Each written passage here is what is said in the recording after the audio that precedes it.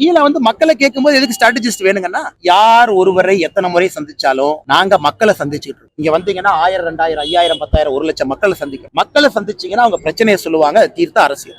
நாங்க ஏசி ரூம்ல உட்காந்துக்கிட்டு பொலிட்டிக்கல் ஸ்ட்ராட்டஜிஸ்ட கூப்பிட்டு பக்கத்துல உட்கார வச்சுக்கிட்டு அவங்க சொல்ற ஐடியா கீழே வந்து மக்களை கேட்கும்போது எதுக்கு ஸ்ட்ராட்டஜிஸ்ட் வேணுங்கன்னா, சாதாரணமா யாத்திரை போங்க, என் மண் என் மக்கள் போங்க, பாருங்க, காவடி எடுங்க, மக்களை சந்திங்க, ரோட்ல தெருவுல நில்லுங்க. அது மக்கள் சொல்றது ஒரு மக்களும் பொலிட்டிக்கல் ஸ்ட்ராட்டஜிஸ்ட் தான். அவங்கள கேட்காம ஏசி ரூம்ல உட்கார்ந்து ஒரு ஸ்ட்ராட்டஜி போட்டு நம்ம ஜெயிச்சிரோம் யாராச்சும் நினைச்சாங்கன்னா, அவர்கள் வருகின்ற காலத்துல அவர்களுக்கு மக்கள் சொல்வார்கள், என் பிரச்சனையை நீங்க பேசுங்க, என் பிரச்சனையை பேசு. என் பிரச்சனை இல்லாம எங்கேயோ இருக்கக்கூடிய ஒருவர் வந்து அவர் 4 பேர்த்த கிரவுண்ட்ல வேலை பார்க்கிற 4 பேர்த்த புடிச்சு அவங்க 4 பேர்த்திட்ட போய் சர்வே எடுக்கிற பசங்க எல்லாம் யாரு? மாச சம்பளத்துக்கு வேலை பார்க்கிற பசங்க. அவங்களுக்கு பசியோட அருமை தெரியுமாங்கன்னு? ஒரு ஏழை மக்களுடைய பிரச்சனை தெரியுமா? அந்த மாதிரி நிறுவனம் திமுக பெண் நிறுவனம் நடத்துறாங்க, 2000 பேர் வேலை பார்க்கறாங்க. தமிழ்நாட்டுல யாரெல்லாம் MBA படிச்சிருக்காங்களோ இன்னைக்கு பெண்ல நிறுவனத்துல வேலை பார்த்து அவங்க போய் ஒப்பீனியன் கேட்டு அதை கேட்டு முதலமைச்சர் நடவடிக்கை எடுப்பாராமா.